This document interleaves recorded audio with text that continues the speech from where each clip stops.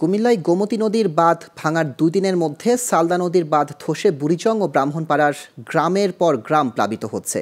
সালদার পানি বিপদসীমার অনেক উপর প্রবাহিত হয়, ঝুঁকিতে পড়েছে মুরাদনগর ও দেবিদ্বার সহ কুমিল্লার কয়েকশো গ্রাম। এদিকে বুড়িচং ও ব্রাহ্মণপাড়ার লাখো মানুষের মাঝে ত্রাণ পৌঁছাতে হিমশিম খাচ্ছে বিভিন্ন সংগঠনের কর্মীরা। দুর্গত এলাকায় ত্রাণ ও উদ্ধার তৎপরতা বাড়ানোর দাবি জানিয়েছেন স্বেচ্ছাসেবকরা। কুমিল্লা থেকে মোহাম্মদ সাইফুদ্দিন রনির তথ্য ও চিত্র ডেস্ক রিপোর্ট। গেল 2 দিন ধরে কুমিল্লায় বৃষ্টি না হলেও গোমতী নদীর ভাঙনে প্লাবিত হচ্ছে বুড়িচং ও ব্রাহ্মণপাড়ার বিভিন্ন এলাকা। এ অবস্থায় ধসে গেছে সালদা নদীর বাঁধও। এতে নতুন করে প্লাবিত হচ্ছে এই দুটি উপজেলা। দুর্গত এলাকায় খাদ্য সংকট চরম আকার ধারণ করেছে।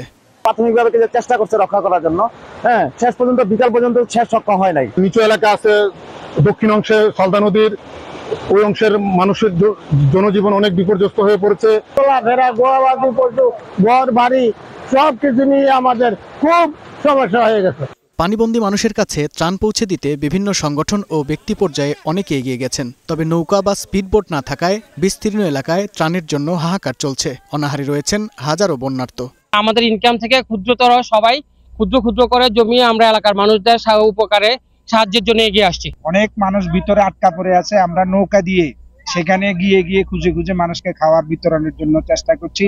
এদিকে গোমতী নদীর পানি বিপদসীমার 92 সেন্টিমিটার উপর দিয়ে প্রবাহিত হচ্ছে। পানি উন্নয়ন বোর্ড জানায়, গেল 2 দিনে গোমতীর পানিতে বুড়িচং উপজেলার বিভিন্ন ইউনিয়ন প্লাবিত হয়েছে। এবার নতুন করে জেলার উত্তরের সালদা নদীর বাঁধ ভাঙনের ফলে অনেকাংশে তলিয়ে গেছে ব্রাহ্মণপাড়া ও বুড়িচং।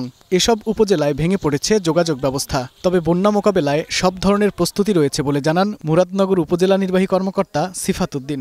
নিরাপদ আশ্রয়ে নিয়ে যাওয়ার জন্য আমাদের এখানকার 78টি আশ্রয় কেন্দ্র আমরা প্রস্তুতি করেছি। আশা করছি যে এখানকার যতই খারাপ পরিস্থিতি, বন্যা পরিস্থিতি হোক না কেন, আমরা সেই ধরনের বিষয়টা সমাধান করার জন্য পরিপূর্ণভাবে আমরা নিজেদের প্রস্তুত রেখেছি। কুমিল্লার মাঝ দিয়ে প্রবাহিত সালদা নদীর পানিও বিপদসীমার অনেক উপর দিয়ে প্রবাহিত হওয়ায় মারাত্মক ঝুঁকিতে আছে তীরবর্তী শতাধিক গ্রামের হাজার হাজার মানুষ। Global television news desk.